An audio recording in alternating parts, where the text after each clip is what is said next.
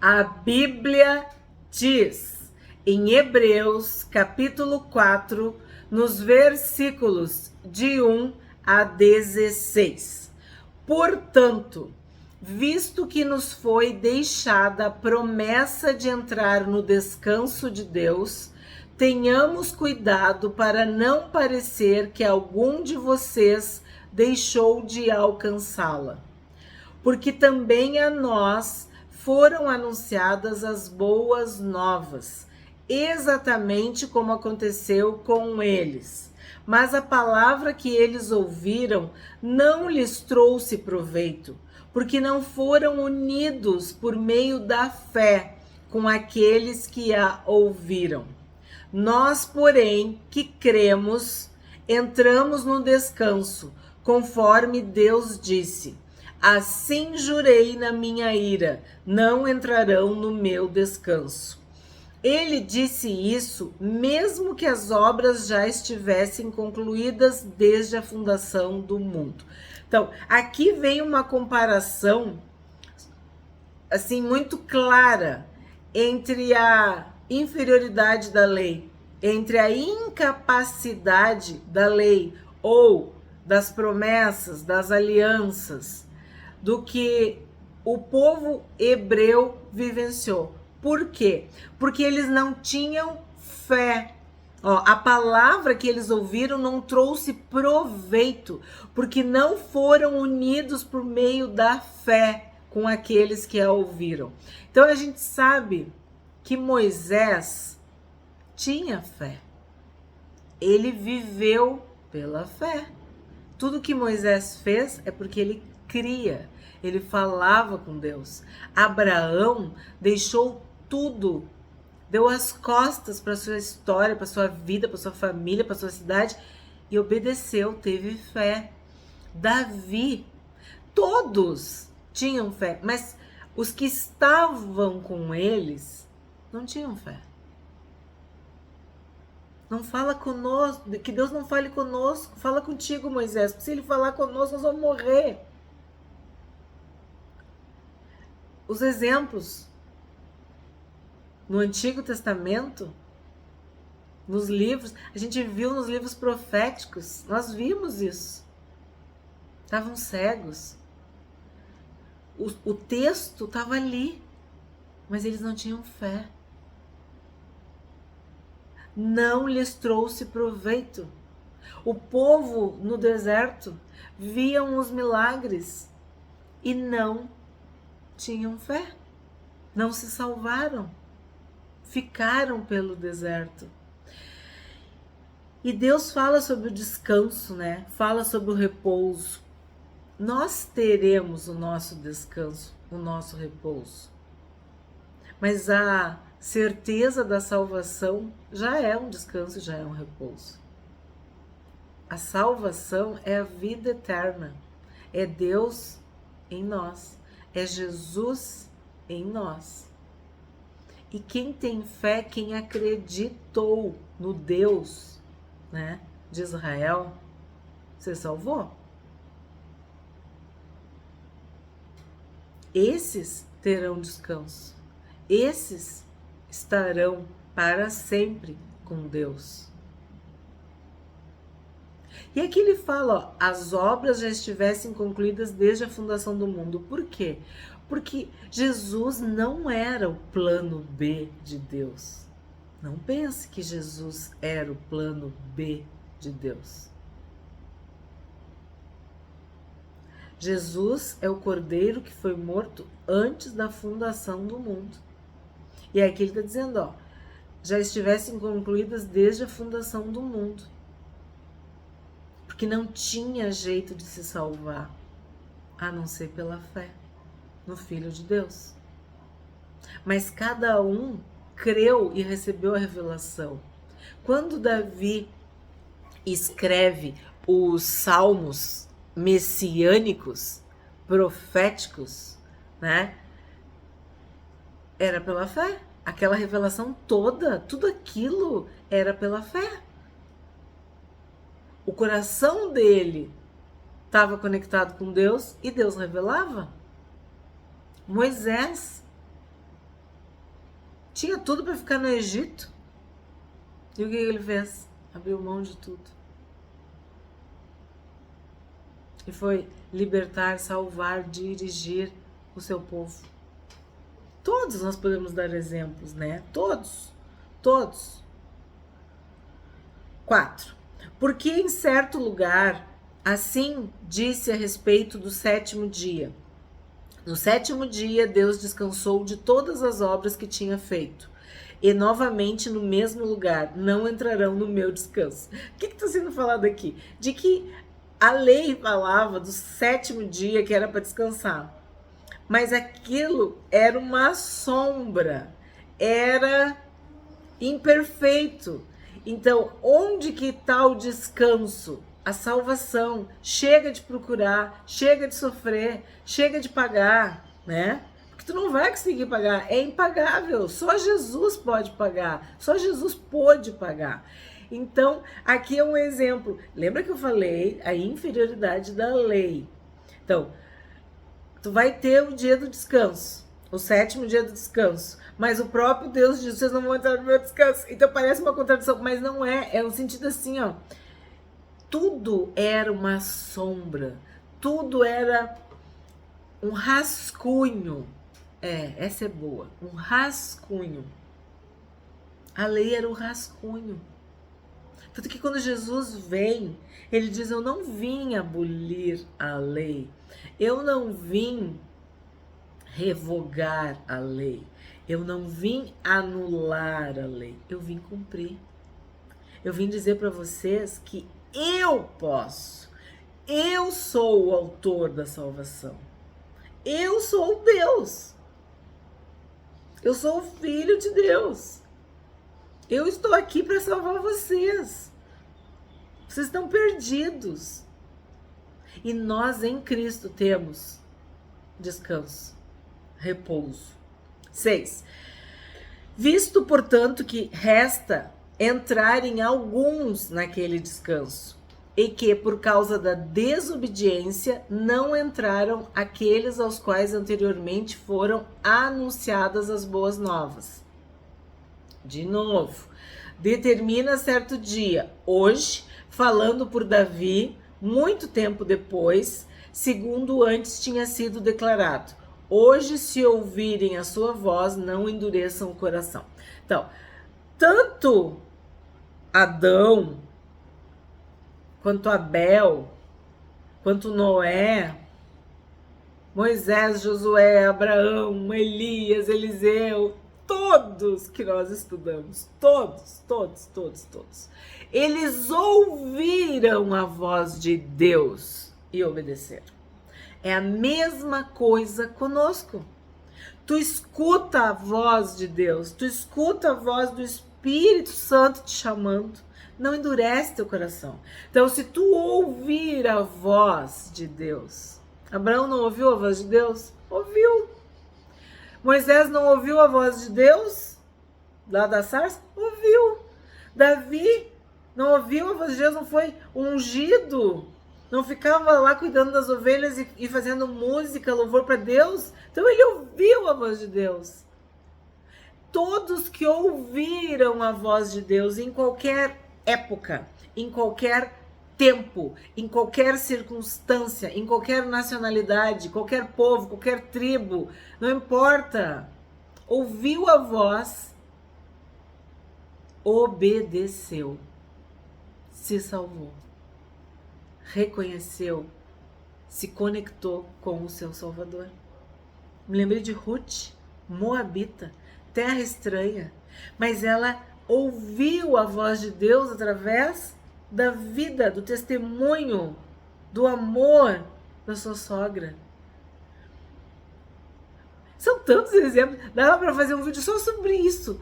Como que cada um de nós ouviu a voz de Deus? Então, o que está sendo dito aqui? Ó? Hoje, não foi ontem, nem vai ser amanhã, hoje.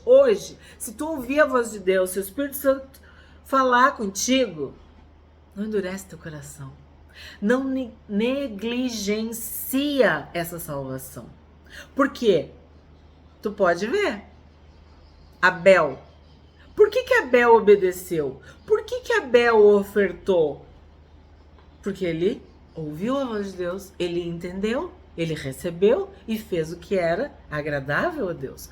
Caim não ouviu, ou se ouviu, se rebelou. Entende? Saul ouviu? Não ouviu? Se ouviu, não obedeceu? Entende o que está sendo dito? Que se tu ouvir a voz de Deus, tu não pode endurecer o coração. Então não é que nós agora ouvimos a voz de Deus e eles não ouviram. Não, eles ouviram. Por que Noé construiu a arca? Porque ele ouviu a voz de Deus e obedeceu. Todos os exemplos.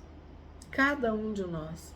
Por que quando Jesus fala sobre o divórcio, ele fala dureza dos corações? Então, tem pessoas que têm o coração duro desde o início. Olha Caim, não tinha um coração duro? Tinha um coração duro. Estudamos tudo. Os profetas pregavam, mas o povo estava com o coração duro. Por que Daniel obedeceu? Daniel ouviu e obedeceu. Então, o segredo é esse. Tu ouve a voz de Deus, tu ouve a voz do Espírito Santo, tu ouve o chamado e tu atende, tu reconhece, tu obedece, tu te rende, tu te submete, tu te salva. Tu és salvo quando tu não endurece teu coração. Tu precisa de um coração de carne para ser salvo. Tu precisa ter ouvidos. Quem tem ouvidos, ouça o que o Espírito diz às igrejas, né? O que o Espírito fala desde o princípio. Hoje, se ouvirem a sua voz, não endureça o coração. Então, olha se não tem uma sequência. Tu ouve a voz de Deus, a voz do Espírito Santo. Jesus diz, eis que eu estou à porta e bato. Tu escutou o barulhinho ali, ó. Não sei se dá pra ouvir. O barulhinho batendo na porta. Tu abre a porta. Tu ouve. Então, o descanso, o repouso, a salvação, a eternidade, é isso. É tu ouvir a voz e abrir teu coração. E receber esse Deus, receber Jesus, receber esse Espírito Santo que te santifica no teu coração. Tu vai ter repouso, tu vai ter descanso, tu vai parar de procurar, tu vai parar de ter fome, tu vai parar de ter sede. Tu vai ficar livre, liberto. Teus pecados serão perdoados. Tu vai te conectar com Deus. Olha Davi. Independente das circunstâncias, ele amava a Deus. 8. Ora, se Josué lhes tivesse dado descanso, não falaria posteriormente a respeito de outro dia. Portanto, resta um repouso sabático para o povo de Deus. Porque aquele que entrou no descanso de Deus, também ele mesmo descansou de suas obras, como Deus descansou das suas. Então, aqui uma comparação. Josué, qual era a missão de Josué? Levar o povo à terra prometida, né? A terra prometida, a gente pode dizer o paraíso, o céu. Então, lembra? Tem vídeo no canal sobre Josué. Eu amei também fazer esse vídeo, porque é um personagem fora de série. Que eu vou te dizer, eu acho que ele não tem, assim, tanta visibilidade, né? Moisés é muito conhecido, mas quem levou para a Terra Prometida é Josué. E aí eu falei para vocês que a palavra, que o nome Josué é como Jesus. Josué no hebraico e Jesus no grego. Então, o que acontece? Josué conduz o povo para o descanso, para o repouso, para a terra prometida. E o que o Senhor Jesus fez e faz? Nos salvou, nos levou para o lugar de descanso, de repouso na presença de Deus, na eternidade com Deus. Então esta é uma comparação. Então o que Josué é? Josué é um tipo de Cristo. Josué aponta para Cristo. Aí tu pensa Moisés. Moisés, ele recebeu a lei. Moisés também é um tipo de Jesus. Também ele é um tipo de Cristo. Davi é rei. Todos apontam para Cristo. Noé, o que Noé fez? Protegeu, guardou. Jesus nos protege, nos guarda, nos livra. Todos apontam para Cristo. Todos são um tipo de Cristo.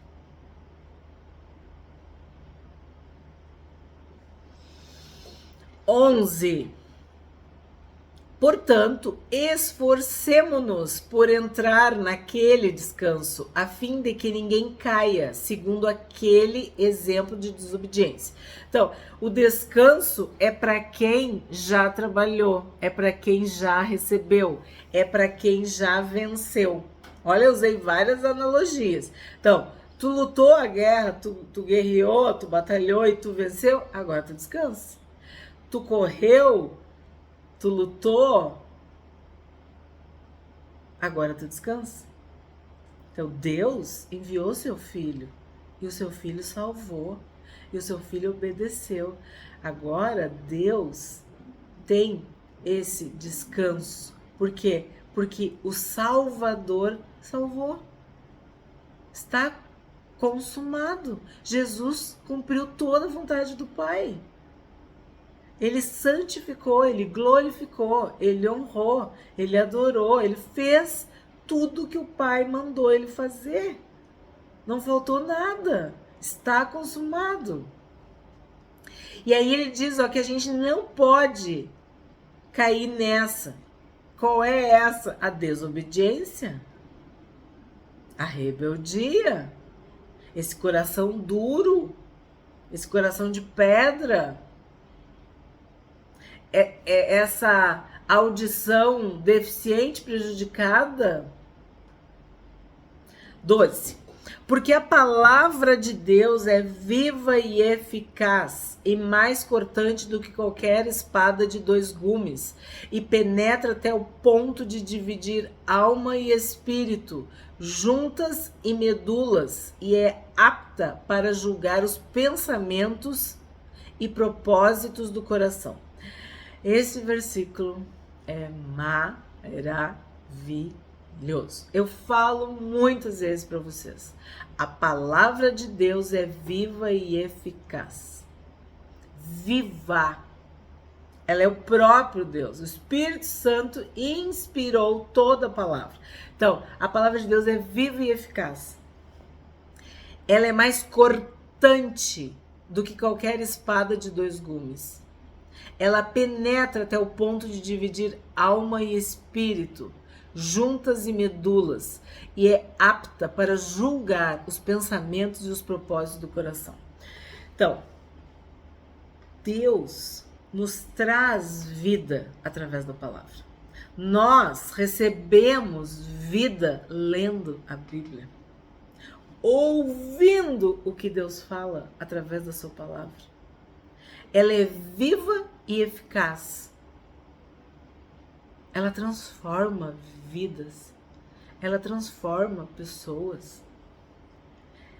Ela cura a nossa alma. Ela nos liberta da escravidão do pecado.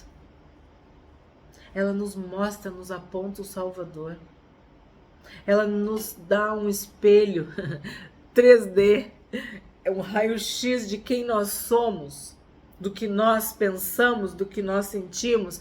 Ela reflete, ela mostra de uma maneira real e verdadeira quem nós somos e do que nós precisamos. Somos pecadores e precisamos de um Salvador. Ela, olha que interessante, ela divide a alma do espírito. Alma é o meu coração, o meu pensamento, o meu sentimento, as minhas emoções, a minha razão, a minha decisão, a minha liberdade, as minhas escolhas, o que eu quero fazer da minha vida. Isso é minha alma, é a minha personalidade, é o meu temperamento, é quem eu sou. E a Bíblia, a palavra de Deus, ela divide. Ela, olha ali, até o ponto de dividir a alma do espírito. O que é de Deus? O que eu posso ser em Cristo? O que o Espírito Santo pode me ensinar, me mostrar? O que o Espírito pode aprender com o Espírito Santo? Como a minha alma pode ser restaurada, vivificada, renovada, fortalecida na palavra? E vai continuando, ó. Aí fala juntas e medulas, apta para julgar os pensamentos e propósitos do coração. O que eu penso está de acordo com a palavra de Deus? Os meus propósitos de vida agradam a Deus? Estão de acordo com o que Deus diz na sua palavra? A Bíblia vai me aperfeiçoar. A Bíblia vai me ensinar. A Bíblia vai me colocar no meu lugar. É muito forte. Quando diz que ela é mais cortante do que uma espada de 2 gumes. O que quer dizer isso, gente? Corta por dentro e corta por fora. Me santifica por dentro e me santifica por fora. Me santifica no meu íntimo, no meu coração.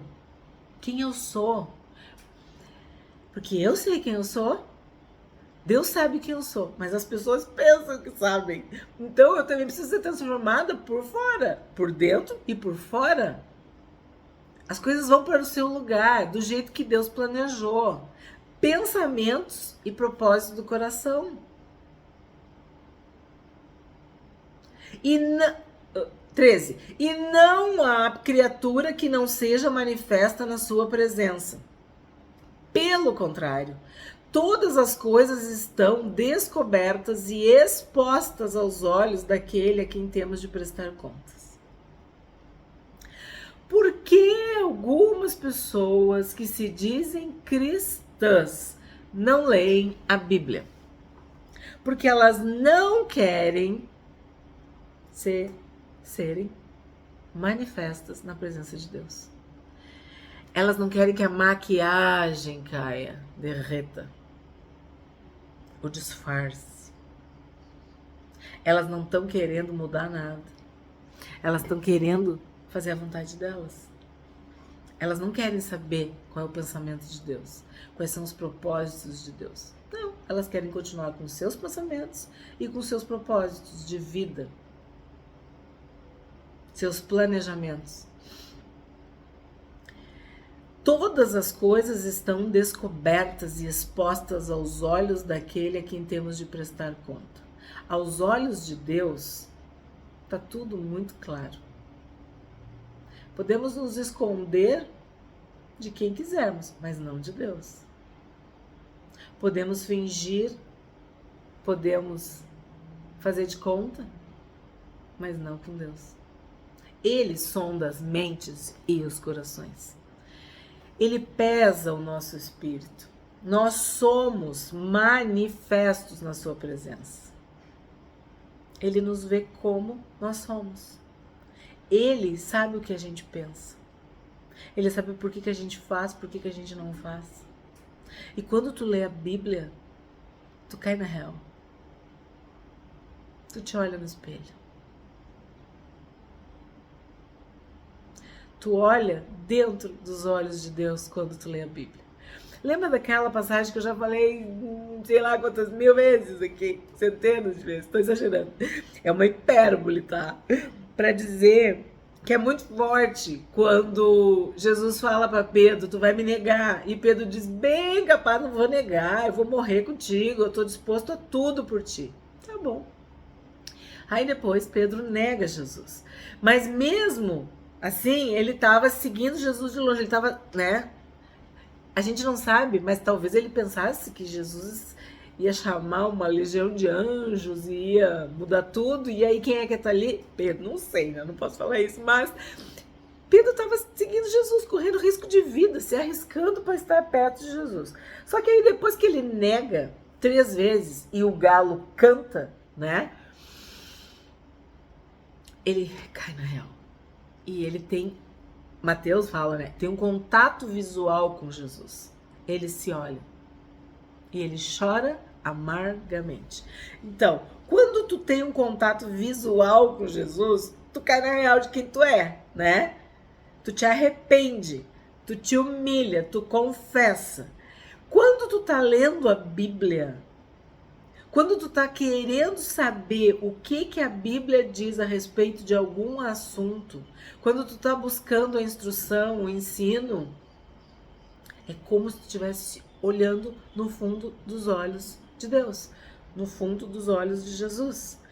Tu estivesse totalmente ligado, unido, conectado, íntimo, em particular, em secreto com Deus.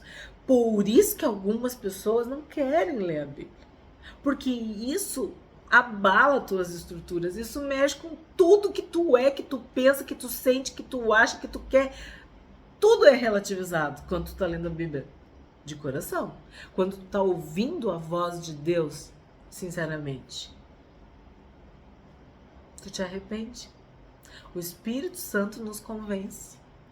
E isso acontece desde sempre. Não é um livro igual aos outros. É a palavra de Deus. Não é uma notícia velha, antiga, ultrapassada. Não. É viva e eficaz, é eficiente. É uma flecha que acerta o alvo. É algo que te encontra. Onde tu estás. Como tu estás.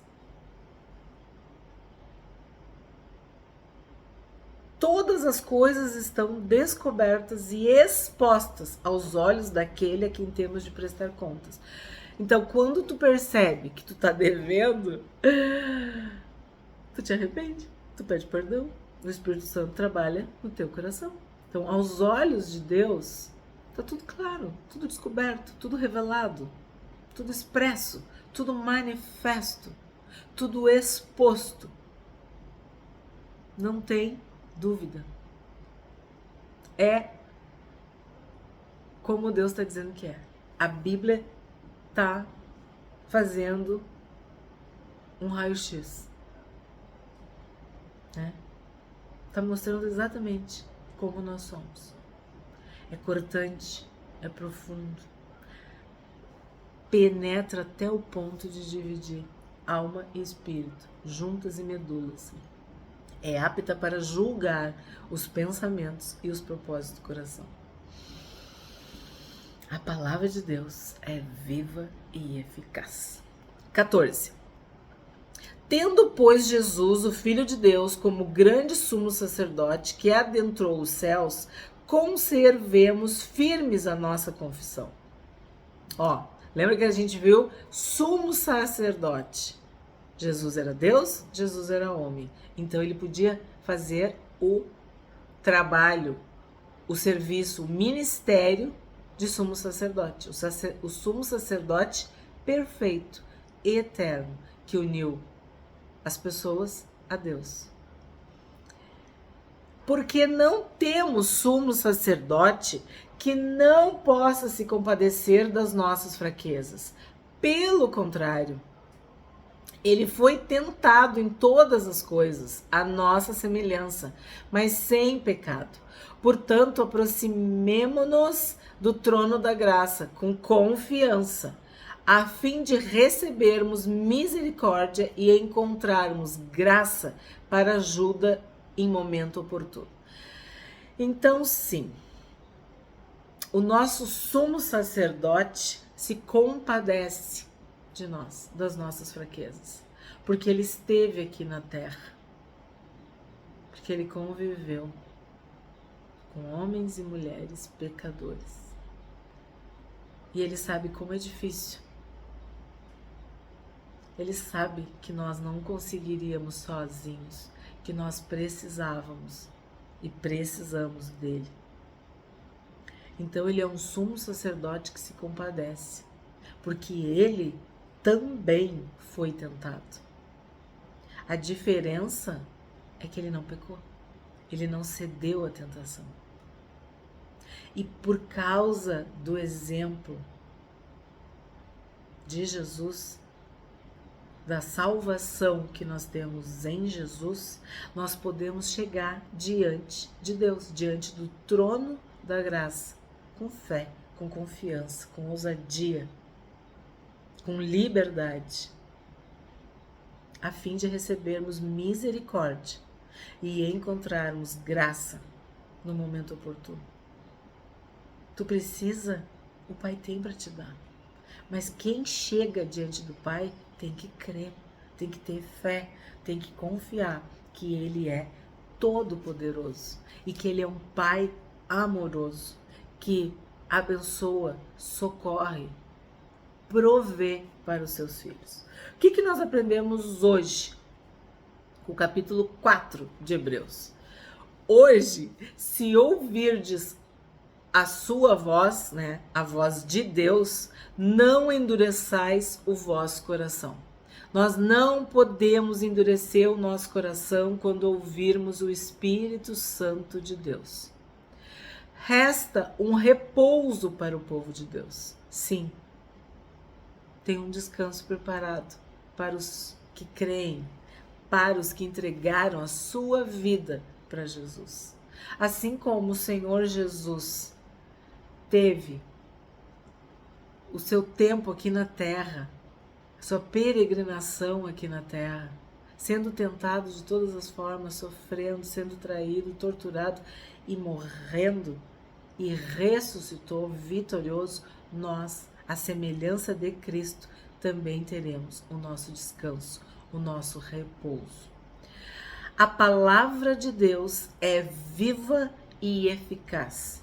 Ela é mais cortante do que qualquer espada de 2 gumes e penetra até o ponto de dividir alma e espírito, juntas e medulas, e é apta para discernir os pensamentos e os propósitos do coração.